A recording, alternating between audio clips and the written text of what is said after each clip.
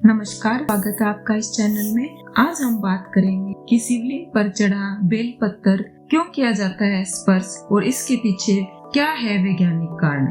जैसे कि सभी जानते हैं, भगवान शिव को बेल पत्थर बहुत प्रिय है। भोलेनाथ का हर भक्त उनकी विशेष कृपा पाने के लिए शिवलिंग पर बेल पत्थर अवश्य चढ़ाता है। आपने कई बार घर के बड़े बुजुर्गों को या किसी मंदिर में दूसरे श्रद्धालुओं को शिवलिंग पर बेल पत्थर चढ़ाते देखा होगा। आपने गौर किया होगा कि वो चढ़े हुए बेल पत्थर को स्वयं से स्पर्श कराते हैं। शिवलिंग पर चढ़ाए गए बेल पत्थर को स्वयं से स्पर्श कराने के पीछे लोगों की धार्मिक आस्था के अलावा वैज्ञानिक कारण भी है। बेल पत्थर एक ऐसा पत्थर है जो अपने अंदर बहुत सी ऊर्जा का संग्रहण कर सकता है। बेल पत्थर में एक विशेष गुण पाया जाता है, यह कुछ समय के लिए ऊर्जा को अपने में सुरक्षित रख सकता है। यह एक ऐसा पत्ता है जो एनर्जी को संवाहक के रूप में काम करता है। शिवलिंग खुद ही अपने आप में असीम शक्तियों को समेटे हुए है। जब बेल पत्थर को शिवलिंग के ऊपर रखा जाता है तब वह शिवलिंग की ऊर्जा को खुद में समाहित कर लेता है।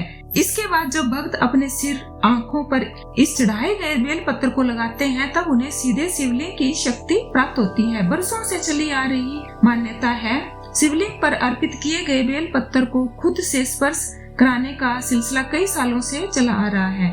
लोग भगवान शिव का आशीर्वाद मानकर इसे अपने साथ रखते हैं। कई लोग अपने परिवार वालों के लिए भी मंदिर से शिवलिंग पर चढ़ाया हुआ बेल पत्थर ले आते हैं। आपको बता दें कि बेल पत्थर अपने अंदर 7 से 12 दिनों तक शिवलिंग की एनर्जी को बनाए रख सकता है।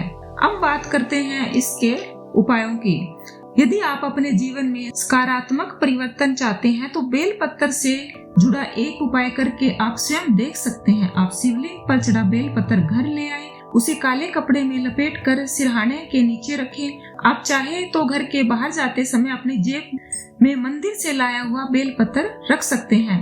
इस बेल पत्थर को 10 से 12 दिनों में बदलते रहें। इस प्रक्रिया से आपको बेल पत्थर की मदद से स्वयं के आसपास सकारात्मक ऊर्जा का निर्माण करने में मदद मिलेगी। आप खुद महसूस करोगे कि आपके आसपास हो रही घटनाओं में बदलाव आ रहा है।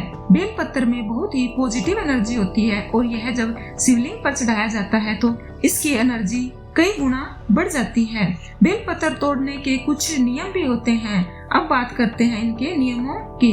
बेल पत्थर को तोड़ने से पहले महादेव का स्मरण करते हैं, फिर तोड़ने के पश्चात वृक्ष को नमस्कार कर लेना चाहिए। बेल पत्थर को पूरी टहनी के साथ नहीं तोड़ना चाहिए। बेल पत्थर चतुर्थी, अष्टमी, नवमी तिथियों, प्रदोष व्रत, शिवरात्रि, अमावस्या, सोमवार के दिन नहीं तोड़ते।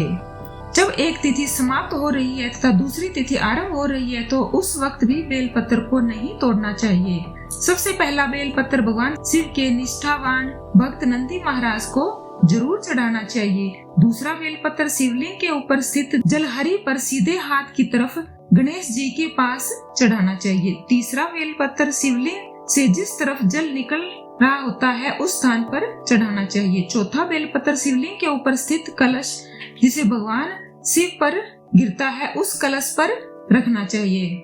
आखिरी यानी 5वां बेल पत्थर शिवलिंग के ऊपर अर्पित करना चाहिए जिसका पूजन आप कर रहे हैं। बेल पत्थर के बारे में बताए जाते हैं कई महत्व। भगवान शिव को बेल पत्थर अर्पित करने की 3 अलग अलग मान्यताएं भी बताई जाती है। इसमें से एक यह है कि जब भोलेनाथ ने विष पिया था तब बेल पत्थर की पत्ती खाने से उन्हें राहत मिली थी। और दूसरा, बेल पत्थर की 3 पत्तियां होती है जिन्हें त्रिनेत्र का प्रतीक माना जाता है। इसके अलावा तीसरी, बेल पत्थर को भगवान शिव का अति प्रिय माना गया है। इसे अर्पित करने पर भगवान शिव शीघ्र प्रसन्न होते हैं। हमें भगवान की पूजा पाठ बहुत ही पवित्र मन से करनी चाहिए। सावन के महीने में हो सके तो आप रोज बेल पत्थर शिवलिंग पर अर्पित करिए और शिवलिंग पर चढ़ा हुआ बेल पत्थर अपने घर लाइए और इसको ग्रहण कीजिए और इसका भरपूर लाभ उठाइए। और साथ ही सावन के महीने में अगर कोई बेल पत्थर का पौधा किसी धर्म स्थान पर लगाता है तो उसे कई गुना पुण्य